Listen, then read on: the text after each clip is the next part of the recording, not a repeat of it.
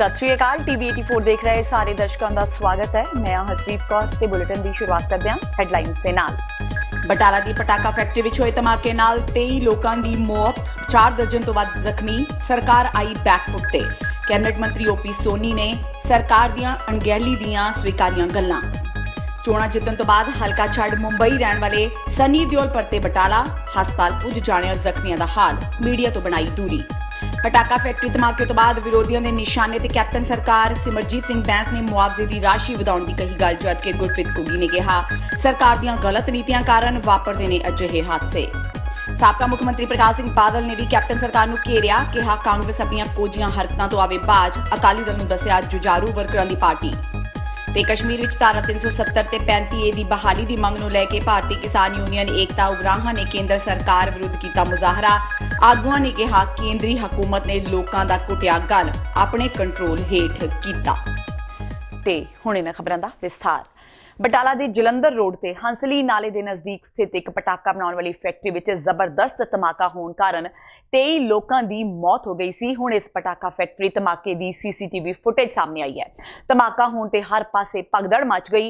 मलबे विच वड्डी गिनती मजदूरों के दबे होने का खदशा है। बटाला पटाका फैक्ट्री धमाके विच फैक्ट्री मालिक का सारा परिवार भी मारिया गया है। पता लगा है कि परिवार के 7 जियां की धमाके विच मौत हो गई है। फैक्ट्री नूं 3 भरा चला रहे सन, जिन्हां विचों एक ही जिंदा बचा है। यह भी जानकारी मिली है कि मालकां ने फैक्ट्री की मंजूरी लई अजे अर्जी लगाई हुई सी, पर इसके बावजूद ये फैक्ट्री चल रही सी। स्थानक लोगों का कहना है कि उन्होंने कई बार इसकी शिकायत की सी, पर प्रशासन ने कोई कार्रवाई नहीं की। यह फैक्ट्री घरां दे कोल चलदी सी। नेड़े रहिंदे लोकां विच हमेशा सहम बनिया रहिंदा सी, पर प्रशासन ने इसकी जरा भी परवाह नहीं की।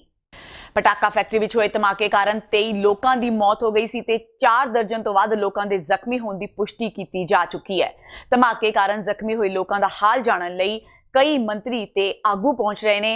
कैबिनेट मंत्री ओपी सोनी ने भी धमाके कारण जख्मी हुए लोगों की साह लैण लई अज गुरु नानक हस्पताल का दौरा किया ते पीड़ित लोगों नाल मुलाकात की।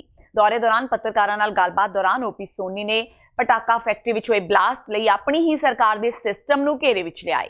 उन्हां पत्रकारां दे सवाल का जवाब देंदिआं कहा कि रिहायशी इलाकिਆਂ विच चल रही पटाका फैक्ट्रियां नूं सिस्टम की नालायकी दे चलदिआं बंद नहीं किया जा रहा, जिस कारण अजिहे हादसे वापर रहे ने। उन्हां कहा कि हादसे होने तो बाद ही उन्हां नूं इस गल का एहसास हुंदा है कि उन्हां किसी की गल क्यों नहीं सुनी। सो अज असीं इत्थे आए हैं, सरकार वालों सीएम साहब ने आप ही आना, शायद मैं पेपर च पढ़ लिया सी, अज बटाले जाओगे। उन्होंने 2 लाख रुपया जिहड़े जिन्हां की मौत हो गई उन्होंने 2-2 लाख रुपया उन्होंने घरदियां नूं उन्होंने अनाउंस किया। सो जिहड़ा इलाज है वो सारा फ्री होएगा सरकार। सोनी साहब ये बड़ी अफसोसजनक गल है, रेजिडेंशियल एरिया दे विच फैक्ट्री चल रही है कि सर सरकार दे कोल इहदी कोई इन्फॉर्मेशन नहीं आती। देखो गल है इन्फॉर्मेशन तो आउंदी है, इहदे च कोई शक नहीं कि असीं इग्नोर करिए कि इन्फॉर्मेशन नहीं, पर साडा सिस्टम इहो जिहा बाद च असीं पछताने आ, पहलों असीं घट ध्यान दिंदे आ। सो मैं समझना बड़ा वड्डा जिहड़ा घटना जिहड़ी वापरी है, ਇਹਦੇ ਬਾਰੇ ਹੁਣ ਜਿਹੜਾ ਸਾਡੀਆਂ 23 ਦੇ ਕਰੀਬ ਜਾਨਾਂ ਗਈਆਂ ਨੇ, ਇੰਨੇ ਇੰਜਨ ਹੋਏ ਨੇ। ਸੋ ਪਹਿਲੋਂ ਸਭ ਤੋਂ ਵੱਡੀ ਹੁਣ ਜਿਹੜੀ ਗੱਲ ਆ, ਸਾਨੂੰ 4 ਦਰਜਨ ਦੇ ਇਹਦੇ ਤੋਂ ਵੀ ਜ਼ਿਆਦਾ ਸ਼ਾਇਦ ਹੋਣ, ਉਹਨਾਂ ਨੂੰ ਬਚਾਉਣ ਦੀ ਲੋੜ ਹੈ। ਸੋ ਪਹਿਲੋਂ ਇਹਨਾਂ ਦਾ ਇਲਾਜ ਜ਼ਰੂਰੀ ਹੈ ਤਾਂ ਕਿ ਜਿਹੜੇ ਇੰਜਨ ਹੋ ਕੇ ਆਏ ਨੇ, ਜਿਹੜੇ ਜ਼ਖਮੀ ਨੇ, ਉਹਨਾਂ ਨੂੰ ਬਚਾਇਆ ਜਾਵੇ। पटाका फैक्ट्री विच होए धमाके नूं कैबिनेट मंत्री तृप्त राजिंदर सिंह बाजवा ने रब दा भाणा दस्सिआ है। उन्हां पत्रकारां नाल गलबात करदिआं खदशा जताया कि मलबे विचों होर लाशां निकल सकदिआं ने। उन्हां कहा कि यह वेला दुख वंडाउण दा है। इस दे नाल ही उन्हां लोकां दे गुस्से नूं भी जायज़ दस्सिआ ते इस घटना नूं रब दा भाणा दस्सिआ। उन्हां कहा कि कैप्टन सरकार वल्लों जांच करवा के दोषियों खिलाफ कार्रवाई जरूर की जावेगी। जिहड़ी गुनाहगार होएगा ਉਹਨੂੰ ਸਰਕਾਰ ਬਖਸ਼ੇਗੀ। ਸਰ ਇਹਦੇ ਵਾਸਤੇ ਹਾਦਸੇ ਵਾਸਤੇ ਈਓ ਵੀ ਜ਼ਿੰਮੇਵਾਰ ਹੈ, ਜਿਹਦਾ ਕੰਪਰਮੇਸ਼ਨ ਦੇਣੀ ਹੁੰਦੀ ਹੈ। ਤੁਸੀਂ ਕਿਸੇ ਅਫਸਰ ਦਾ ਨਾਂ ਕਿਉਂ ਲੈਂਦੇ ਹੋ? ਇਹ ਇਨਕੁਆਇਰੀ ਰਿਪੋਰਟ ਦੱਸੇਗੀ ਈਓ ਹੈ ਜਾਂ ਮੈਂ ਵਾਂ ਜਾਂ ਡੀਸੀ ਸਾਹਿਬ ਨੇ ਜਾਂ ਕਮਿਸ਼ਨਰ ਸਾਹਿਬ ਨੇ ਜਾਂ ਐਸਐਸਪੀ ਹੈ। ਇਨਕੁਆਇਰੀ ਕਮਿਸ਼ਨ ਦੱਸੇਗਾ ਜਿਹਦਾ ਵੀ ਕਸੂਰ ਦੱਸਣਗੇ ਉਹਨੂੰ ਨਹੀਂ ਬਖਸ਼ਾਂਗੇ। ਸਰ ਰੈਸਕਿਊ ਆਪਰੇਸ਼ਨ ਦਾ ਚੱਲ ਰਿਹਾ ਜਾਂ ਖਤਮ ਕਰ ਚੱਲ ਰਿਹਾ ਜੀ, ਫਿਰ ਤਾਂ ਲਾਸ਼ੀ ਲਈ ਜਾ ਰਹੀ ਹੈ ਵੀ ਕੋਈ ਅੰਦਰ ਡੈੱਡ ਬਾਡੀ ਜਾਂ ਜਿਉਂਦਾ ਨਾ ਹੋਏ। ਸਾਰਾ ਕੁਝ ਦੇਖ ਲਿਆ, ਜੋ ਉਹਨਾਂ ਨੇ ਆਪਣੇ ਸਿਸਟਮ ਨਾਲ ਚੈੱਕ ਕਰਕੇ ਦੇਖਿਆ, ਜਿਉਂਦਾ ਬੰਦਾ ਦੇ ਅੰਦਰ ਕੋਈ ਨਹੀਂ ਹੈਗਾ, ਕੋਈ ਡੈੱਡ ਬਾਡੀ ਨਾ ਹੋਏ, ਕਿਉਂਕਿ ਮਕਾਨ ਅਨਸੇਫ ਹੋ ਗਏ ਨੇ, ਕਿਸੇ ਵੇਲੇ ਵੀ ਡਿੱਗ ਸਕਦੇ ਨੇ। ਸੋ ਆਪਰੇਸ਼ਨ ਚੱਲ ਰਿਹਾ। ਸਰ ਜਿਹੜੇ ਪੋਸਟਮਾਰਟਮ ਹੋ ਰਹੇ ਨੇ ਬੋਡੀਜ਼ ਹੈਂਡਓਵਰ ਉਹ ਹੋ ਰਹੀਆਂ ਨੇ, ਹੈਂਡਓਵਰ ਹੋ ਰਹੀਆਂ ਨੇ, ਪਰ 23 22 ਬਾਡੀਜ਼ ਨੇ, ਹੌਲੀ ਹੌਲੀ ਹੋਣਾ ਵਾ। 10-12 ਜਾ ਚੁੱਕੀਆਂ ਨੇ, 10 ਕੁ ਰਹਿ ਗਈਆਂ ਨੇ। ਲੋਕ ਪ੍ਰਦਰਸ਼ਨ ਕਰ ਰਹੇ ਸਾਰੇ ਕਹਿੰਦੇ ਲੋਕ ਜੋ ਪ੍ਰਦਰਸ਼ਨ ਕਰ ਰਹੇ ਉਹਨਾਂ ਦਾ ਹੱਕ ਹੈ, ਅਸੀਂ ਉਹਨਾਂ ਨੂੰ ਇਸ ਤਰ੍ਹਾਂ ਡੱਕ ਨਹੀਂ ਸਕਦੇ, ਕਿਉਂਕਿ ਗੁੱਸੇ ਦੀ ਰੋਹ ਹੈਗੀ ਹੈ। ਗੁੱਸਾ ਉਹਨਾਂ ਦਾ ਵਾਜਬ ਵੀ ਹੈਗਾ, ਉਹਨਾਂ ਦੇ ਪ੍ਰਦਰਸ਼ਨ ਅੱਗੇ ਹੀ ਸਿਰ ਝੁਕਾਉਂਦੇ ਆ, ਪਰ ਇਹ ਯਕੀਨ ਦਿਵਾਉਂਦੇ ਆ ਵੀ ਜਿਹਦਾ ਵੀ ਕਸੂਰ ਸਮਝੇਗਾ ਕਿਸੇ ਨੂੰ ਬਖਸ਼ਿਆ ਨਹੀਂ। ਹਾਸਰਸ ਕਲਾਕਾਰ ਤੇ ਸਿਆਸਤਦਾਨ ਗੁਰਪ੍ਰੀਤ ਸਿੰਘ ਵੜੈਚ ਉਰਫ ਘੁੱਗੀ ਨੇ ਬਟਾਲਾ ਫੈਕਟਰੀ ਤੇ ਹਾਦਸੇ ਦੇ ਦੁੱਖ ਜ਼ਾਹਿਰ ਕਰਦਿਆਂ ਇਸ ਨੂੰ ਅਫਸੋਸਜਨਕ ਹਾਦਸਾ ਦੱਸਿਆ ਹੈ। ਉਹਨਾਂ ਕਿਹਾ ਇਸ ਤੋਂ ਜ਼ਿਆਦਾ ਦੁਖਦਾਈ ਘਟਨਾ ਹੋਰ ਕੋਈ ਨਹੀਂ ਹੋ ਸਕਦੀ, ਜਿਸ ਵਿੱਚ ਹਾਦਸਾ ਠੱਠਾ ਕਰਦੇ ਵਿਅਕਤੀ ਇੱਕੋ ਸੈਕਿੰਡ ਵਿੱਚ ਲਾਸ਼ ਬਣ ਕੇ ਰਹਿ ਗਏ ਹੋਣ। ਇਸ ਦੇ ਨਾਲ ਹੀ ਉਹਨਾਂ ਸਰਕਾਰਾਂ ਤੇ ਲਾਂਤਾਂ ਪਾਉਂਦਿਆਂ ਕਿਹਾ ਕਿ ਸਰਕਾਰਾਂ ਨੂੰ ਅਜਿਹੇ ਕਾਰੋਬਾਰਾਂ ਬਾਰੇ ਖਾਸ ਨਿਯਮ ਬਣਾਉਣੇ ਚਾਹੀਦੇ ਨੇ ਤੇ ਇਹ ਜੋ ਵੀ ਹੋਇਆ ਹੈ ਸਰਕਾਰ ਦੀ ਵੱਡੀ ਨਾਲਾਇਕੀ ਇਸ ਵਿੱਚ ਸਾਹਮਣੇ ਆਈ ਹੈ। ਹਾਦਸੇ ਦੌਰਾਨ ਮਾਰੇ ਗਏ ਤੇ ਜ਼ਖਮੀ ਲੋਕਾਂ ਲਈ ਪੰਜਾਬ ਸਰਕਾਰ ਵੱਲੋਂ ਐਲਾਨੀ ਗਈ ਆਰਥਿਕ ਮਦਦ ਤੇ ਬੋਲਦਿਆਂ ਗੁਰਪ੍ਰੀਤ ਵੜੈਚ ਨੇ ਕਿਹਾ ਕਿ ਸਰਕਾਰ ਨੇ ਮ੍ਰਿਤਕਾਂ ਲਈ 2-2 ਲੱਖ ਜਦਕਿ ਜ਼ਖਮੀਆਂ ਲਈ 50-50 ਹਜ਼ਾਰ ਤੇ ਘੱਟ ਜ਼ਖਮੀਆਂ ਲਈ 25-25 ਹਜ਼ਾਰ ਰੁਪਏ ਦਾ ਐਲਾਨ ਤਾਂ ਕਰ ਦਿੱਤਾ ਹੈ, ਪਰ ਇਹ ਪੈਸਾ ਉਹਨਾਂ ਤੱਕ ਪਹੁੰਚ ਵੀ ਜਾਣਾ ਚਾਹੀਦਾ ਹੈ। ਗੁਰਪ੍ਰੀਤ ਨੇ ਕਿਹਾ ਕਿ ਕਿਸੇ ਜ਼ਖਮੀ ਜਾਂ ਮ੍ਰਿਤਕ ਦੇ ਪਰਿਵਾਰ ਦੀ ਲੋੜ ਇਹਨਾਂ ਪੈਸਿਆਂ ਤੋਂ ਜ਼ਿਆਦਾ ਵੀ ਹੋ ਸਕਦੀ ਹੈ, ਇਸ ਲਈ ਲੋੜ ਦੇ ਹਿਸਾਬ ਨਾਲ ਪੀੜਤ ਪਰਿਵਾਰਾਂ ਨੂੰ ਆਰਥਿਕ ਮਦਦ ਦਿੱਤੀ ਜਾਵੇ। ਮੈਂ ਸਰਕਾਰ ਨੂੰ ਜ਼ਰੂਰ ਇਹ ਯਾਦ ਕਰਾਉਣਾ ਚਾਹਾਂਗਾ ਕਿ ਕੁਝ ਡਿਪਾਰਟਮੈਂਟ ਐਸੇ ਹੁੰਦੇ ਜਿਨ੍ਹਾਂ ਸਮੇਂ ਤੇ ਚੈੱਕ ਕਰਨਾ ਹੁੰਦਾ ਕਿ ਇਹ ਜਿਹੜੇ ਇਸ ਤਰ੍ਹਾਂ ਦੇ ਖਤਰਨਾਕ ਬਿਜ਼ਨਸ ਨੇ, ਜਿੱਦਾਂ ਕਿਤੇ ਬੋਇਲਰ ਫਟ ਗਿਆ ਤਾਂ ਸੁਣਦੇ ਹਾਂ ਅਸੀਂ, ਕਿਤੇ ਕੈਮੀਕਲ, ਕਿਤੇ ਤੇਜ਼ਾਬੀ ਵਸਤੂਆਂ ਬਣਾਈਆਂ ਜਾ ਰਹੀਆਂ ਨੇ, ਉਹਨਾਂ ਜਗ੍ਹਾ ਦੇ ਉੱਤੇ ਸਮੇਂ ਦੇ ਸਮੇਂ ਚੈਕਿੰਗ ਹੁੰਦੀ ਹੈ ਕਿ ਨਹੀਂ, ਪ੍ਰੀਕਾਸ਼ਨਸ ਪੂਰੇ ਲਏ ਜਾ ਰਹੇ, ਸੇਫਟੀ ਮੈਜਰਸ ਨੂੰ ਅਪਲਾਈ ਕੀਤਾ ਜਾ ਰਿਹਾ ਕਿ ਨਹੀਂ। ਇਹ ਵੀ ਮੈਂ ਸਮਝਦਾ ਬਹੁਤ ਵੱਡੀ ਕਿਤੇ ਨਾ ਕਿਤੇ ਗਲਤੀ ਹੋਈ ਹੈ, ਅਣਗਹਿਲੀ ਹੋਈ ਹੈ, ਜਿਹੜੀ ਕਿ ਬਹੁਤ ਖਤਰਨਾਕ ਹੈ। ਸਰਕਾਰ ਨੂੰ ਚਾਹੀਦਾ ਅੱਗੇ ਤੋਂ ਹੋਰ ਸੁਚੇਤ ਹੋਵੇ ਔਰ ਇਹੋ ਜਿਹੇ ਬਿਜ਼ਨਸਾਂ ਦੇ ਬਾਰੇ, ਇਹੋ ਜਿਹੇ ਜਿਹੜੇ ਵਪਾਰ ਨੇ ਉਹਨਾਂ ਬਾਰੇ ਇੱਕ ਪਾਲਿਸੀ ਸਟਰੋਂਗ ਬਣਾਵੇ। ਜਿੱਥੇ ਸੋਧ ਕਰਨ ਦੀ ਲੋੜ ਹੈ ਸੋਧ ਕਰੇ, ਲੋਕਾਂ ਦੀ ਜਾਨ ਤੋਂ ਕੀਮਤੀ ਹੋਰ ਕੋਈ ਚੀਜ਼ ਨਹੀਂ ਹੈ। ਧਮਾਕੇ ਨੂੰ ਲੈ ਕੇ ਲੋਕ ਇਨਸਾਫ ਪਾਰਟੀ ਦੇ ਮੁਖੀ ਸਿਮਰਜੀਤ ਸਿੰਘ ਬੈਂਸ ਨੇ ਪ੍ਰਸ਼ਾਸਨ ਤੇ ਸਵਾਲ ਖੜੇ ਕੀਤੇ ਨੇ। ਉਹਨਾਂ ਸਰਕਾਰ ਵੱਲੋਂ ਮ੍ਰਿਤਕਾਂ ਨੂੰ 2-2 ਲੱਖ ਤੇ ਜ਼ਖਮੀਆਂ ਨੂੰ 25-25 ਹਜ਼ਾਰ ਮੁਆਵਜ਼ਾ ਦੇਣ ਦੀ ਵੀ ਨਿਖੇਧੀ ਕੀਤੀ ਹੈ। ਉਹਨਾਂ ਕਿਹਾ ਕਿ ਜ਼ਖਮੀਆਂ ਦਾ ਇਲਾਜ ਸਰਕਾਰ ਨੂੰ ਮੁਫਤ ਕਰਨਾ ਚਾਹੀਦਾ ਹੈ। ਨਾਲ ਹੀ ਬੈਂਸ ਤੋਂ ਜਦੋਂ ਸਥਾਨਕ ਸਾਂਸਦ ਸਨੀ ਦਿਓਲ ਬਾਰੇ ਸਵਾਲ ਪੁੱਛਿਆ ਗਿਆ ਤਾਂ ਉਹਨਾਂ ਕਿਹਾ ਕਿ ਅੱਜ ਜਿਨ੍ਹਾਂ ਲੋਕਾਂ ਨੇ ਸਨੀ ਦਿਓਲ ਨੂੰ ਵੋਟ ਪਾ ਕੇ ਜਿਤਾਇਆ ਹੈ ਉਹਨਾਂ ਨੂੰ ਹੀ ਸਨੀ ਦਿਓਲ ਦੀ ਯਾਦ ਆ ਰਹੀ ਹੋਵੇਗੀ। ਸਿਮਰਜੀਤ ਸਿੰਘ ਬੈਂਸ ਨੇ ਕਿਹਾ ਕਿ ਭਾਵੇਂ ਖਿਡਾਰੀ ਹੋਵੇ ਜਾਂ ਅਦਾਕਾਰ, ਉਸਦੇ ਚਿਹਰੇ ਨੂੰ ਲੋਕ ਵੋਟ ਤਾਂ ਪਾ ਦਿੰਦੇ ਨੇ, ਪਰ ਸੁੱਖ ਦੁੱਖ ਵੇਲੇ ਇਹ ਲੋਕ ਕਿਸੇ ਦਾ ਸਾਥ ਨਹੀਂ ਦਿੰਦੇ। ਉਹਨਾਂ ਇਹ ਵੀ ਕਿਹਾ ਕਿ ਅਜਿਹੇ ਲੋਕਾਂ ਨੂੰ ਵੋਟ ਪਾਣੀ ਚਾਹੀਦੀ ਹੈ ਜੋ 24 ਘੰਟੇ ਲੋਕਾਂ ਲਈ ਉਪਲਬਧ ਹੋਣ। ਕਾਮਿਆਂ ਨੂੰ ਆਪਣੀ ਜਾਨ ਤੋਂ ਹੱਥ ਧੋਣੇ ਪਏ, ਬਹੁਤ ਸਾਰੇ ਸਖਤ ਰੂਪ ਤੇ ਜ਼ਖਮੀ ਹੋਏ ਐਂਡ ਸਰਕਾਰ ਨੇ 2 ਲੱਖ ਰੁਪਈਆ ਕੀਮਤ ਇਨਸਾਨ ਦੀ। ਬੜੀ ਅਫਸੋਸਨਾਕ ਗੱਲ ਆ ਵੀ ਤੁਸੀਂ 2 ਲੱਖ ਮ੍ਰਿਤਕ ਦੇ ਪਰਿਵਾਰ ਵਿਧਵਾ ਜਾਂ ਉਹਦੇ ਮਾਂ-ਬਾਪ ਨੂੰ ਦਿਓ, ਕੁਝ ਵੀ ਨਹੀਂ ਹੈਗਾ। ਘੱਟੋ ਘੱਟ 50-50 ਲੱਖ ਰੁਪਈਆ ਮ੍ਰਿਤਕਾਂ ਦੇ ਵਾਰਸਾਂ ਦੇ ਇਲਾਜ ਫ੍ਰੀ ਆਫ ਕਾਸਟ। ਤੁਸੀਂ 25 ਤੇ 50 ਹਜ਼ਾਰ ਨਾ ਗਿਣੋ, ਇਲਾਜ ਦੇ ਉੱਤੇ 5 ਲੱਖ ਲੱਗੇ, ਲੱਖ ਲੱਗੇ, 2 ਲੱਗੇ, ਇਹ ਕਹੋ ਵੀ ਇਲਾਜ ਅਸੀਂ ਫ੍ਰੀ ਕਰਾ ਕੇ ਸਰਕਾਰ ਦਾ ਜ਼ਿੰਮੇਵਾਰੀ ਹੈਗੀ ਆ। ਮੇਰਾ ਖਿਆਲ ਜਦੋਂ ਤੋਂ ਸਨੀ ਦਿਓਲ ਜੀ ਜਿੱਤ ਕੇ ਗਏ ਆ, ਅਫਸੋਸ ਤਾਂ ਉਹਨਾਂ ਲੋਕਾਂ ਤੇ ਆ ਜਿਨ੍ਹਾਂ ਨੇ ਸਿਰਫ ਸਨੀ ਦਿਓਲ ਜਿਹੜਾ ਸਿਰਫ ਇੱਕ ਫਿਲਮੀ ਸਟੰਟਬਾਜ਼ ਹੀਰੋ ਹੈਗਾ ਉਹਨੂੰ ਵੋਟਾਂ ਪਾਤੀਆਂ। ਸੰਗਤ ਤੇ ਲੋਕਾਂ ਦੀ ਸੇਵਾ ਚਰਬੀ ਦਾ ਦੀਵਾ ਜਗਾ ਕੇ ਹੁੰਦੀ ਹੈ। ਅਫਸੋਸ ਹੈ ਕਿ ਅੱਜ ਉਹ ਵੋਟਰ ਸੋਸ਼ਲ ਮੀਡੀਆ ਦੇ ਉੱਤੇ ਤਾਨੇ ਮਿਹਣੇ ਲਾਂਬੇ, ਪਰ ਵੋਟ ਪਾਉਣ ਤੋਂ ਪਹਿਲਾਂ ਸੋਚੋ ਕਿ ਜਿਹੜੇ ਕੋਈ ਖਿਡਾਰੀ ਤੋਂ, ਜਿਹੜੇ ਕੋਈ ਫਿਲਮੀ ਲਾਈਨ ਤੋਂ ਪੋਲੀਟੀਸ਼ੀਅਨ ਬਣਿਆ, ਉਹਨਾਂ ਦਾ ਕਿਰਦਾਰ ਤੇ ਕਰੈਕਟਰ ਕੀ ਹੈ। ਵੋਟ ਉਹਨੂੰ ਪਾਓ ਜਿਹੜਾ 24 ਘੰਟੇ ਤੁਹਾਡੇ 'ਚ ਹਾਜ਼ਰ ਰਹਿ ਕੇ ਤੁਹਾਡੇ ਦੁੱਖ ਸੁੱਖ ਦਾ ਸਾਰਥੀ ਬਣ ਕੇ ਚੱਲੇ। ਸੋ ਸਨੀ ਦਿਓਲ ਦੀ ਮੇਰਾ ਖਿਆਲ ਜਿੱਤਣ ਤੋਂ ਬਾਅਦ 1 ਜਾਂ 2 ਵਾਰ ਉਹਨਾਂ ਦੀ ਫੇਰੀ ਹੈਗੀ, ਉਹਨਾਂ ਨੇ ਲੋਕਾਂ ਦੇ ਦੁੱਖ ਦਰਦ ਤੋਂ ਕੀ ਲੈਣਾ ਦੇਣਾ।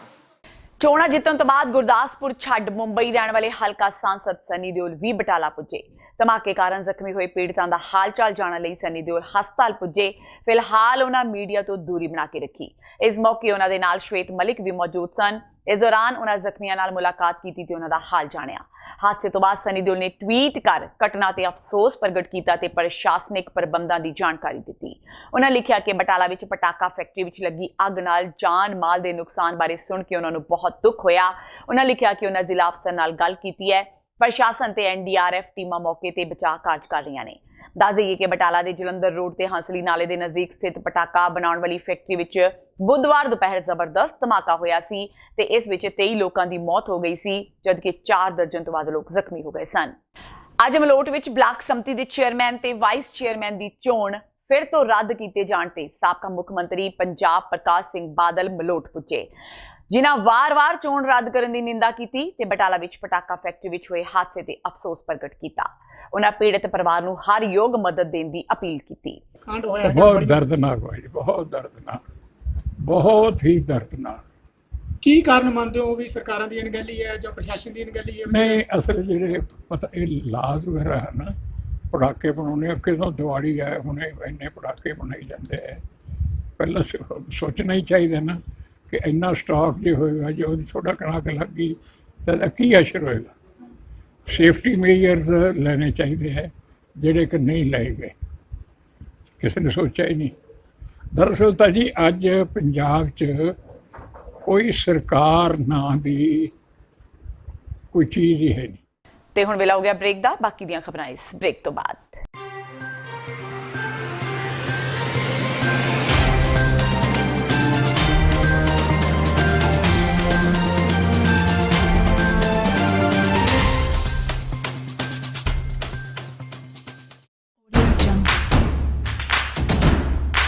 Guru Palace presents Shagun Banquet.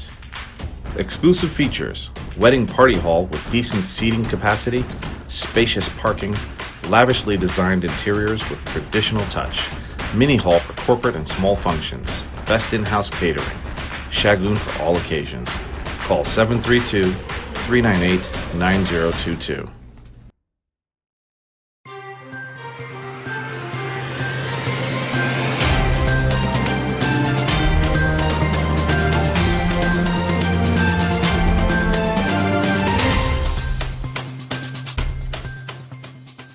Break ਤੋਂ ਬਾਅਦ ਟੀਵੀ 84 ਦੇ ਖਬਰਾਂ ਦੇ ਬੁਲੇਟਿਨ ਵਿੱਚ ਸਵਾਗਤ ਹੈ। ਵਧਦੇ ਹਾਂ ਅਗਲੀ ਖਬਰ ਵੱਲ। ਬਟਾਲਾ ਤੋਂ ਬਾਅਦ ਅੱਜ ਤਰਨਤਾਰਨ ਦੇ ਪਿੰਡ ਪੰਡੋਰੀ ਗੋਲਾ ਵਿੱਚ ਖਾਲੀ ਪਏ ਪਲਾਟ ਵਿੱਚ ਧਮਾਕਾ ਹੋਇਆ, ਜਿਸ ਨਾਲ ਲੋਕਾਂ ਵਿੱਚ ਸਹਿਮ ਦਾ ਮਾਹੌਲ ਬਣ ਗਿਆ। ਧਮਾਕੇ ਵਿੱਚ 2 ਜਣਿਆਂ ਦੀ ਮੌਤ ਹੋ ਗਈ ਜਦਕਿ ਇੱਕ ਵਿਅਕਤੀ ਗੰਭੀਰ ਜ਼ਖਮੀ ਹੋ ਗਿਆ, ਜਿਸ ਨੂੰ ਨਿੱਜੀ ਹਸਪਤਾਲ ਦਾਖਲ ਕਰਵਾਇਆ ਗਿਆ। ਧਮਾਕਾ ਇੰਨਾ ਜ਼ਬਰਦਸਤ ਸੀ ਕਿ ਨਾਲ ਦੇ ਕਈ ਪਿੰਡਾਂ ਵਿੱਚ ਇਸ ਦੀ ਆਵਾਜ਼ ਸੁਣਾਈ ਦਿੱਤੀ। ਮ੍ਰਿਤਕਾਂ ਦੀ ਪਛਾਣ ਹੈਪੀ ਸਿੰਘ ਤੇ ਵਿੱਕੀ ਵਜੋਂ ਹੋਈ ਹੈ। ਦੋਵਾਂ ਦੀ ਉਮਰ 22 ਤੋਂ 25 ਸਾਲ ਵਿੱਚ ਸੀ। ਘਟਨਾ ਦਾ ਪਤਾ ਚੱਲਦਿਆਂ ਹੀ ਪੁਲਿਸ ਦੇ ਉੱਚ ਅਧਿਕਾਰੀ ਮੌਕੇ ਤੇ ਪਹੁੰਚੇ। ਮਾਮਲੇ ਦੀ ਜਾਂਚ ਚੱਲ ਰਹੀ ਹੈ। ਤਰਨਤਾਰਨ ਦੇ ਐਸਐਸਪੀ ਨੇ ਇਸ ਬਾਰੇ ਦੱਸਿਆ ਕਿ ਧਮਾਕੇ ਦੀ ਜਾਂਚ ਕਰਨ ਲਈ ਫੋਰੈਂਸਿਕ ਟੀਮ ਬੁਲਾਈ ਗਈ ਹੈ। ਉਹਨਾਂ 2 ਜਣਿਆਂ ਦੀ ਮੌਤ ਤੇ ਇੱਕ ਦੇ ਜ਼ਖਮੀ ਹੋਣ ਦੀ ਪੁਸ਼ਟੀ ਕਰ ਦਿੱਤੀ ਹੈ। ਧਮਾਕੇ ਦੀ ਜਾਣਕਾਰੀ ਦਿੰਦਿਆਂ ਪਿੰਡ ਦੇ ਲੋਕਾਂ ਨੇ ਦੱਸਿਆ ਕਿ ਪਿੰਡ ਦੇ ਸਾਰੇ ਲੋਕ ਕੰਮੀ ਕਾਰੀ ਗਏ ਹੋਏ ਸਨ। ਉਹਨਾਂ ਕਿਹਾ ਕਿ ਇਹ ਵਿਸਫੋਟਕ ਧਮਾਕਾ ਏ। ਇਸ ਖਾਲੀ ਪਲਾਟ ਵਿੱਚ ਇਹ ਸਮਾਨ ਕਿੱਥੋਂ ਆਇਆ, ਇਸ ਬਾਰੇ ਕਿਸੇ ਨੂੰ ਕੁਝ ਪਤਾ ਨਹੀਂ। ਫਿਲਹਾਲ ਪੁਲਿਸ ਮਾਮਲੇ ਦੀ ਗੰਭੀਰਤਾ ਨਾਲ ਜਾਂਚ ਕਰ ਰਹੀ ਹੈ। ਦੱਸ ਦਈਏ ਕਿ ਬੀਤੇ ਦਿਨੀ ਬਟਾਲਾ ਵਿੱਚ ਵੀ ਪਟਾਕਾ ਫੈਕਟਰੀ ਵਿੱਚ ਧਮਾਕਾ ਹੋਇਆ ਸੀ। 2 people are dead, one is injured for the time being. That's the information that we have. ਕੀ ਕਾਰਨ ਕੀ ਲੱਗਦਾ ਹੈ? ਜਿਹੜੀ ਇਨਵੈਸਟੀਗੇਸ਼ਨ ਆਈ ਹੈ ਕਿਤੋਂ ਕਾਰਨ ਤਾਂ we are trying to investigate ਕਿ ਕੀ ਹੋਇਆ ਕੀ ਨਹੀਂ ਹੋਇਆ। So our teams will be coming, the concerned professional teams, they look into the matter. ਕੋਈ ਟੈਰਰਿਜ਼ਮ ਨਾਲ ਲਿੰਕ ਹੈ ਤਾਂ ਕੁਝ? Cannot say anything at this point of time because a thorough investigation has to take place before making a comprehensive and categoric statement on this count. ਔਰ ਕੋਈ ਜਿਹੜਾ ਬਾਰੂਦ ਨਾਲ ਵਿਸਫੋਟ ਮੰਨਿਆ ਜਾ ਸਕਦਾ ਹੈ? I told you, because the forensic analysis still has to take place, so it is going to take a bit of time.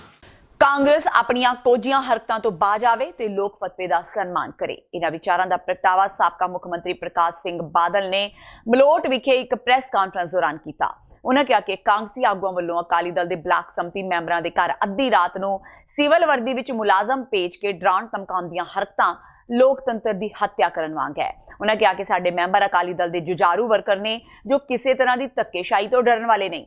ਇਸ ਮੌਕੇ ਮੌਜੂਦ ਸਾਬਕਾ ਵਿਧਾਇਕ ਮਲੋਟ ਹਰਪ੍ਰੀਤ ਸਿੰਘ ਤੇ ਜਥੇਦਾਰ ਦਿਆਲ ਸਿੰਘ ਕੋਲਿਆਂਵਾਲੀ ਨੇ ਕਿਹਾ ਕਿ ਬੀਤੀ ਰਾਤ ਪਿੰਡ ਝੋੜਨਾ ਵਿਖੇ ਬਲਾਕ ਸੰਮਤੀ ਮੈਂਬਰ ਕਾਲਾ ਰਾਮ ਦੇ ਘਰ 3 ਗੱਡੀਆਂ ਵਿੱਚ ਪੁੱਜੇ ਦਰਜਨ ਭਰ ਵਿਅਕਤੀ, ਜਿਨ੍ਹਾਂ ਵਿੱਚ ਔਰਤਾਂ ਵੀ ਸ਼ਾਮਿਲ ਸਨ, ਨੇ ਉਸ ਦੇ ਲੜਕੇ ਦੀ ਕੁੱਟਮਾਰ ਕਰਕੇ ਗੱਡੀ ਵਿੱਚ ਉਸ ਨੂੰ ਲਿਜਾਣ ਦੀ ਕੋਸ਼ਿਸ਼ ਕੀਤੀ ਸੀ। ਪਤਾ ਨਹੀਂ ਕੀ ਗੱਲ ਹੈ ਕਿ ਸਾਰੇ ਪੰਜਾਬ 'ਚ 2 ਸੰਮਤੀਆਂ ਹੀ ਹੈ। ਪਹਿਲਾਂ ਇਹਨਾਂ ਨੇ ਕਿਤੇ ਇਸੇ ਤਰ੍ਹਾਂ ਜਿਵੇਂ ਇੱਥੇ ਕੀਤਾ ਹੈ, ਸਾਰੇ ਥਾਂ ਐਵੇਂ ਕਰਕੇ ਆਪਣੀ ਮੈਜੋਰਟੀ ਬਣਾ ਲਈ। ਚਲੋ ਇੱਥੋਂ ਦੇ ਲੋਕਾਂ ਨੇ ਸਟਰਗਲ ਕੀਤੀ, ਮੈਂਬਰ ਤਗੜੇ ਰਹੇ ਲੰਬੀ, ਤੇ ਇੱਥੇ 2 ਤਾਂ ਸਾਡੀ ਮੈਜੋਰਟੀ ਹੈ।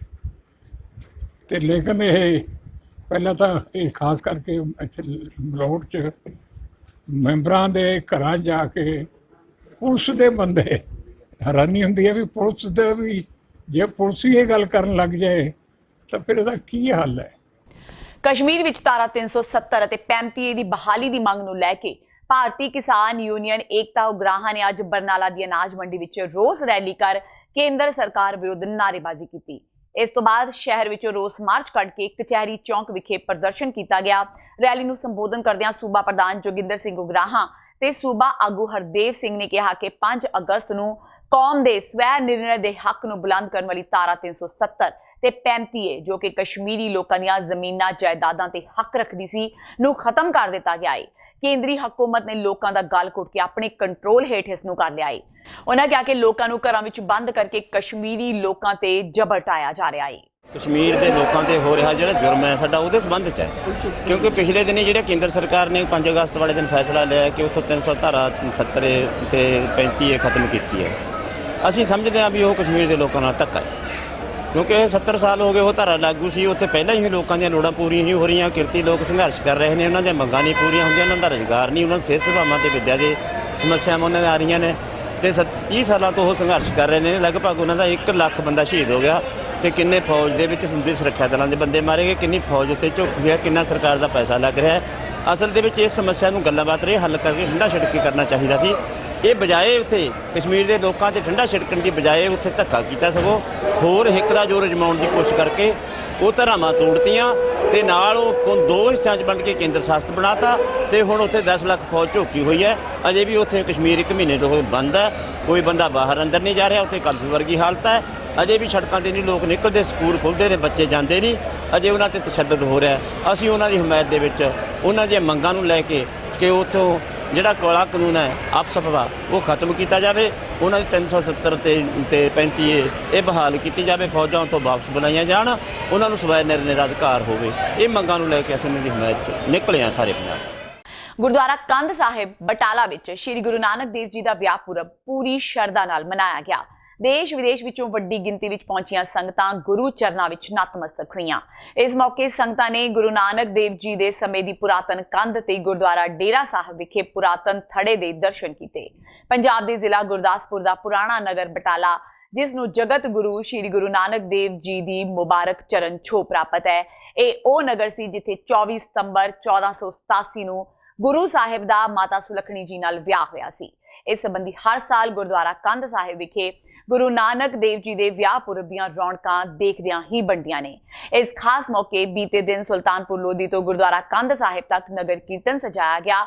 ਇਸੇ ਤਰ੍ਹਾਂ ਅੱਜ ਸਵੇਰੇ ਸ਼੍ਰੀ ਅਖੰਡ ਪਾਠ ਸਾਹਿਬ ਦੇ ਭੋਗ ਪਾਏ ਗਏ ਤੇ ਗੁਰਮਤਿ ਸਮਾਗਮਾਂ ਦਾ ਆਯੋਜਨ ਕੀਤਾ ਗਿਆ। ਗੁਰਦੁਆਰਾ ਕੰਧ ਸਾਹਿਬ ਵਿਖੇ ਅੱਜ ਵੀ ਗੁਰੂ ਨਾਨਕ ਦੇਵ ਜੀ ਦੇ ਸਮੇਂ ਦੀ ਉਹ ਪੁਰਾਤਨ ਕੰਧ ਮੌਜੂਦ ਹੈ। ਜਦੋਂ ਇੱਕ ਬਜ਼ੁਰਗ ਮਹਿਲਾ ਵੱਲੋਂ ਗੁਰੂ ਸਾਹਿਬ ਨੂੰ ਕਿਹਾ ਗਿਆ ਸੀ ਕਿ ਕੰਧ ਕੱਚੀ ਹੈ, ਥੋੜਾ ਦੂਰ ਹੋ ਕੇ ਬੈਠੋ ਤਾਂ ਕਿ ਡਿੱਗ ਨਾ ਪਵੇ, ਤਾਂ ਗੁਰੂ ਸਾਹਿਬ ਨੇ ਜਵਾਬ ਦਿੱਤਾ ਸੀ ਕਿ ਇਹ ਕੰਧ ਕਾਫੀ ਸਮਾਂ ਇੰਜ ਹੀ ਰਹੇਗੀ। ਅੱਜ ਵੀ ਇਹ ਕੰਧ ਉਸੇ ਤਰ੍ਹਾਂ ਆਪਣੇ ਮੂਲ ਰੂਪ ਵਿੱਚ ਮੌਜੂਦ ਹੈ ਤੇ ਸੰਗਤਾਂ ਇਸ ਕੰਧ ਦੇ ਦਰਸ਼ਨ ਦੀਦਾਰੇ ਕਰਦੀਆਂ ਨੇ। ਕੰਧ ਦੇ ਬਿਲਕੁਲ ਨਾਲ ਹੀ ਸ੍ਰੀ ਗੁਰੂ ਗ੍ਰੰਥ ਸਾਹਿਬ ਜੀ ਦਾ ਪ੍ਰਕਾਸ਼ ਕੀਤਾ ਗਿਆ ਹੈ, ਜਿੱਥੇ ਨਿਰੰਤਰ ਗੁਰਬਾਣੀ ਦਾ ਇਲਾਹੀ ਪ੍ਰਵਾਹ ਚੱਲਦਾ ਹੈ। ਇਸੇ ਤਰ੍ਹਾਂ ਗੁਰਦੁਆਰਾ ਡੇਰਾ ਸਾਹਿਬ, ਜਿੱਥੇ ਗੁਰੂ ਨਾਨਕ ਦੇਵ ਜੀ ਦੇ ਆਨੰਦ ਕਾਰਜ ਹੋਏ ਸਨ, ਉਸ ਸਥਾਨ ਤੇ ਵੀ ਵੱਡੀ ਗਿਣਤੀ ਵਿੱਚ ਸਿੱਖ ਸੰਗਤਾਂ ਗੁਰੂ ਚਰਨਾਂ ਵਿੱਚ ਨਤਮਸਤਕ ਹੋਈਆਂ ਤੇ ਗੁਰੂ ਘਰ ਦੀਆਂ ਖੁਸ਼ੀਆਂ ਪ੍ਰਾਪਤ ਕੀਤੀਆਂ। ਅੱਜ ਹਰ ਸਾਲ ਦੀ ਤਰ੍ਹਾਂ ਸਾਹਿਬ ਸ੍ਰੀ ਗੁਰੂ ਨਾਨਕ ਦੇਵ ਜੀ ਤੇ ਮਾਤਾ ਸੁਲੱਖਣੀ ਜੀ ਦਾ 532ਵਾਂ ਵਿਆਹ ਪੁਰਬ ਸ਼੍ਰੋਮਣੀ ਗੁਰਦੁਆਰਾ ਪ੍ਰਬੰਧਕ ਕਮੇਟੀ ਵੱਲੋਂ ਸਮੂਹ ਸੰਗਤਾਂ ਦੇ ਸਹਿਯੋਗ ਨਾਲ ਗੁਰਦੁਆਰਾ ਸ੍ਰੀ ਕੰਧ ਸਾਹਿਬ ਬਟਾਲਾ ਵਿਖੇ ਬਹੁਤ ਹੀ ਸ਼ਰਧਾ ਤੇ ਸਤਿਕਾਰ ਨਾਲ ਮਨਾਇਆ ਜਾ ਰਿਹਾ ਹੈ। ਬਾਬਾ ਜੀ ਦੇ ਵਿਆਹ ਪੁਰਬ ਦੀ ਖੁਸ਼ੀ ਵਿੱਚ ਪਿਛਲੇ 2 ਦਿਨਾਂ ਤੋਂ ਰੱਖੇ ਸ੍ਰੀ ਅਖੰਡ ਪਾਠ ਸਾਹਿਬ ਜੀ ਦੇ ਅੱਜ ਅੰਮ੍ਰਿਤ ਵੇਲੇ ਭੋਗ ਪਾਏ ਗਏ। ਉਪਰੰਤ ਖੁੱਲ੍ਹੇ ਦੀਵਾਨ ਵਿੱਚ ਧਾਰਮਿਕ ਦੀਵਾਨ ਸਜਾਏ ਗਏ, ਜਿਸ ਵਿੱਚ ਸੱਚਖੰਡ ਸ੍ਰੀ ਦਰਬਾਰ ਸਾਹਿਬ ਦੇ ਹਜ਼ੂਰੀ ਰਾਗੀ, ਕਵੀਸ਼ਰ ਸਾਹਿਬਾਨ, ਪ੍ਰਚਾਰਕ ਸਭਾਨ, ਢਾਡੀ ਜਥੇ, ਕਵੀ ਵਿਸ਼ੇਸ਼ ਤੌਰ ਤੇ ਪਹੁੰਚ ਕੇ ਹਰਜਸ ਗੁਰਬਾਣੀ ਤੇ ਕਥਾ ਵਿਚਾਰਾਂ ਕਰਕੇ ਸੰਗਤਾਂ ਨੂੰ ਗੁਰੂ ਨਾਨਕ ਸਾਹਿਬ ਜੀ ਦੇ ਇਤਿਹਾਸ ਤੋਂ ਜਾਣੂ ਕਰਵਾਇਆ। ਗੁਰੂ ਸਾਹਿਬ ਜੀ ਦੇ ਵਿਆਹ ਪੁਰਬ ਦੀ ਖੁਸ਼ੀ ਵਿੱਚ ਸੰਗਤਾਂ ਵਿੱਚ ਬਹੁਤ ਜ਼ਿਆਦਾ ਉਤਸ਼ਾਹ ਪਾਇਆ ਜਾ ਰਿਹਾ ਹੈ। ਸ਼੍ਰੋਮਣੀ ਗੁਰਦੁਆਰਾ ਪ੍ਰਬੰਧਕ ਕਮੇਟੀ ਵੱਲੋਂ ਸੰਗਤਾਂ ਵਾਸਤੇ ਹਰ ਤਰ੍ਹਾਂ ਦੇ ਪੁਖਤਾ ਪ੍ਰਬੰਧ ਕੀਤੇ ਗਏ ਹਨ। ਗੁਰੂ ਘਰ ਵਿਖੇ ਲੰਗਰਾਂ ਦੇ ਪ੍ਰਬੰਧ ਕੀਤੇ ਗਏ ਹਨ। ਹੁਸ਼ਿਆਰਪੁਰ ਵਿੱਚ ਹਰਿਆਣਾ ਰੋਡ ਤੇ ਸਥਿਤ ਸ਼ਮਸ਼ਾਨ ਘਾਟ ਵਿੱਚ ਸ੍ਰੀ ਗੁਰੂ ਗ੍ਰੰਥ ਸਾਹਿਬ ਜੀ, ਭਾਗਵਤ ਗੀਤਾ ਤੇ ਧਾਰਮਿਕ ਤਸਵੀਰਾਂ ਦੀ ਬੇਅਦਬੀ ਦੀ ਘਟਨਾ ਸਾਹਮਣੇ ਆਈ ਹੈ। ਸ਼ਮਸ਼ਾਨ ਘਾਟ ਵਿੱਚ ਕੰਮ ਕਰਨ ਵਾਲੇ ਦਵਿੰਦਰ ਕੁਮਾਰ ਨੇ ਦੱਸਿਆ ਕਿ ਉਸ ਨੂੰ ਦੋਵੇਂ ਪਵਿੱਤਰ ਧਾਰਮਿਕ ਗ੍ਰੰਥ ਸਫਾਈ ਦੌਰਾਨ ਕੱਪੜਿਆਂ ਦੀਆਂ ਗੱਠਾਂ ਵਿੱਚ ਬੰਨੇ ਹੋਏ ਮਿਲੇ। ਇਸ ਸੰਬੰਧੀ ਉਸਨੇ ਤੁਰੰਤ ਆਪਣੇ ਮਾਲਕ ਨੂੰ ਸੂਚਿਤ ਕੀਤਾ, ਜਿਸ ਤੋਂ ਬਾਅਦ ਧਾਰਮਿਕ ਸੰਸਥਾਵਾਂ ਦੇ ਲੋਕ ਤੇ ਪੁਲਿਸ ਅਧਿਕਾਰੀ ਮੌਕੇ ਤੇ ਪਹੁੰਚੇ। ਇਸ ਮੌਕੇ SGPC ਮੈਂਬਰ ਹਰਜਿੰਦਰ ਸਿੰਘ ਧਾਮੀ ਨੇ ਪੁਲਿਸ ਨੂੰ ਅਪੀਲ ਕੀਤੀ ਕਿ ਧਾਰਮਿਕ ਗ੍ਰੰਥਾਂ ਦੀ ਬੇਅਦਬੀ ਕਰਨ ਵਾਲੇ ਸ਼ਰਾਰਤੀ ਅਨਸਰਾਂ ਖਿਲਾਫ ਤੁਰੰਤ ਕਾਰਵਾਈ ਕੀਤੀ ਜਾਵੇ। ਮੌਕੇ ਤੇ ਪਹੁੰਚੇ DSP ਸਤਿੰਦਰ ਕੁਮਾਰ ਨੇ ਦੱਸਿਆ ਕਿ ਇਸ ਮਾਮਲੇ ਦੀ ਗੰਭੀਰਤਾ ਨਾਲ ਜਾਂਚ ਕੀਤੀ ਜਾਵੇਗੀ ਤੇ ਜੋ ਵੀ ਦੋਸ਼ੀ ਪਾਇਆ ਜਾਂਦਾ ਹੈ ਉਸ ਤੇ ਬਣਦੀ ਕਾਰਵਾਈ ਕੀਤੀ ਜਾਵੇਗੀ। ਅੱਜ ਇੱਥੇ ਮੈਨੂੰ ਤਕਰੀਬਨ 5 ਵਜੇ ਖਬਰ ਮਿਲੀ ਕਿ ਹਰਿਆਣਾ ਰੋਡ ਦੇ ਉੱਤੇ ਜਿਹੜੀ ਸ਼ਮਸ਼ਾਨ ਘਾਟ ਆ, ਉੱਥੇ ਜਿੱਥੇ ਪੁਰਾਣੇ ਕੱਪੜੇ ਕੋਈ ਢੇਰੀ ਕਰ ਜਾਂਦੇ, ਉਹਨਾਂ ਦੇ ਵਿੱਚ ਸਤਿਗੁਰੂ ਜੀ ਸ੍ਰੀ ਗੁਰੂ ਗ੍ਰੰਥ ਸਾਹਿਬ ਮਹਾਰਾਜ ਜੀ ਦੇ ਪਵਿੱਤਰ ਸਰੂਪ ਉਹ ਇਹਨਾਂ ਨੇ ਭਾਲ ਕੀਤੀ ਉੱਥੇ ਤੇ ਆਦਰ ਸਤਿਕਾਰ ਦੇ ਨਾਲ ਇਹਨਾਂ ਨੇ ਲਿਆ ਕੇ ਇੱਥੇ ਰੱਖ ਲਿਆ। ਮੈਨੂੰ ਖਬਰ ਮਿਲੀ ਤੇ ਮੈਂ ਆ ਕੇ ਤੁਰੰਤ ਗੁਰਦੁਆਰੇ ਸਿੰਘ ਸਭਾ ਦੀ ਸਮੁੱਚੀ ਟੀਮ, ਸਰਦਾਰ Prem Singh senior deputy mayor, ਅਸੀਂ ਆ ਕੇ ਪਾਤਸ਼ਾਹ ਜੀ ਦੇ ਸਰੂਪ ਦੇਖੇ। ਉਹਨਾਂ ਦੇ ਵਿੱਚੋਂ ਤਕਰੀਬਨ ਇੰਟੈਕਟ ਸੀ, ਕਿਉਂਕਿ ਸਰੂਪ ਪੁਰਾਣਾ ਆ ਉਹ, ਤੇ ਉਹ ਆਦਰ ਸਤਿਕਾਰ ਦੇ ਨਾਲ ਗੁਰਦੁਆਰਾ ਸਿੰਘ ਸਭਾ ਲੈ ਗਏ। ਪਰ ਇਹ ਬਹੁਤ ਵੱਡੀ ਸਾਜ਼ਿਸ਼ ਆ ਇੱਕ, ਜਿਹਦੇ ਪਿੱਛੇ ਕੋਈ ਸ਼ਰਾਰਤੀ ਅਨਸਰਾਂ ਦਾ ਹੱਥ ਹੋ ਸਕਦਾ ਤੇ ਅਸੀਂ ਪੁਲਿਸ ਤੋਂ ਪੁਰਜ਼ੋਰ ਮੰਗ ਵੀ ਕਰਦੇ ਹਾਂ ਕਿ ਇਸ ਮਾਮਲੇ ਦੀ ਤਹਿ ਤੱਕ ਪਹੁੰਚਿਆ ਜਾਵੇ, ਤਾਂ ਕਿ ਪੰਜਾਬ ਦੇ ਵਿੱਚ ਇਹ ਜਿਹੜਾ ਦੌਰ ਸ੍ਰੀ ਗੁਰੂ ਗ੍ਰੰਥ ਸਾਹਿਬ ਮਹਾਰਾਜ ਦੀ ਬੇਅਦਬੀ ਕਰਨ ਦਾ, ਇਹ ਮੁੜ ਕੇ ਨਵੀਂ ਪਿਰਤ ਅੱਜ ਪਈ ਆ। ਇਹੋ ਜਿਹੀਆਂ ਘਿਨਾਉਣੀਆਂ ਕਾਰਵਾਈਆਂ ਜਿਹੜੀਆਂ ਇਹ ਸਮੁੱਚੇ ਤੌਰ ਤੇ ਸਿੱਖ ਪੰਥ ਕਦੇ ਵੀ ਬਰਦਾਸ਼ਤ ਨਹੀਂ ਕਰੂਗਾ ਤੇ ਅਸੀਂ ਇਹਦੀ ਤਹਿ ਤੱਕ ਪਹੁੰਚਣ ਲਈ ਪੁਲਿਸ ਕੋਲ ਪੁਰਜ਼ੋਰ ਮੰਗ ਵੀ ਕਰਦੇ ਹਾਂ। ਦਿੜਬਾ ਮੰਡੀ ਦੇ ਪਿੰਡ ਗੁਜਰਾ ਵਿੱਚ ਇੱਕ ਪ੍ਰੇਮੀ ਜੋੜੇ ਨੇ ਖੇਤ ਵਿੱਚ ਮੋਟਰ ਤੇ ਗੋਲੀਆਂ ਮਾਰ ਕੇ ਖੁਦਕੁਸ਼ੀ ਕਰ ਲਈ। ਦੱਸਿਆ ਜਾ ਰਿਹਾ ਹੈ ਕਿ ਅਕਵਿੰਦਰ ਸਿੰਘ ਤੇ ਹਰਬੰਸ ਕੌਰ ਦੇ ਪ੍ਰੇਮ ਸੰਬੰਧ ਸਨ। ਰਾਤ ਨੂੰ ਮੋਟਰ ਤੇ ਜਾ ਕੇ ਅਕਵਿੰਦਰ ਸਿੰਘ ਨੇ ਪਹਿਲਾਂ ਲੜਕੀ ਤੇ ਫਿਰ ਖੁਦ ਨੂੰ ਗੋਲੀ ਮਾਰ ਕੇ ਜੀਵਨ ਲੀਲਾ ਖਤਮ ਕਰ ਲਈ। ਲੜਕੀ BA ਫਾਈਨਲ ਵਿੱਚ ਪੜ੍ਹਦੀ ਸੀ। ਪ੍ਰੇਮੀ ਜੋੜੇ ਨੇ ਖੁਦਕੁਸ਼ੀ ਕਰਨ ਤੋਂ ਪਹਿਲਾਂ ਇੱਕ ਵੀਡੀਓ ਵੀ ਨੈਟ ਤੇ ਅਪਲੋਡ ਕੀਤਾ, ਜਿਸ ਵਿੱਚ ਦੋਵੇਂ ਖੁਸ਼ ਨਜ਼ਰ ਆ ਰਹੇ ਸਨ। ਬੰਟੀ ਨੇ ਵੀਡੀਓ ਵਿੱਚ ਕਿਹਾ ਕਿ ਉਹ ਦੋਵੇਂ ਆਪਣੀ ਮਰਜ਼ੀ ਨਾਲ ਖੁਦਕੁਸ਼ੀ ਕਰ ਰਹੇ ਨੇ, ਇਸ ਕਰਕੇ ਪੁਲਿਸ ਕਿਸੇ ਵੀ ਵਿਅਕਤੀ ਜਾਂ ਉਹਨਾਂ ਦੇ ਪਰਿਵਾਰਕ ਮੈਂਬਰ ਨੂੰ ਤੰਗ ਪਰੇਸ਼ਾਨ ਨਾ ਕਰੇ। ਮੌਕੇ ਤੇ ਪੁੱਜੀ ਪੁਲਿਸ ਨੇ मामला दर्ज कर अगली कार्रवाई शुरू कर दी है। ये अरविंदर सिंह है, 25 ईयर एज ओल्ड एज का, गुजरा गांव का रहने वाला है। इसने और एक हरबंस कौर है लड़की, दोनों ने सुसाइड किया है।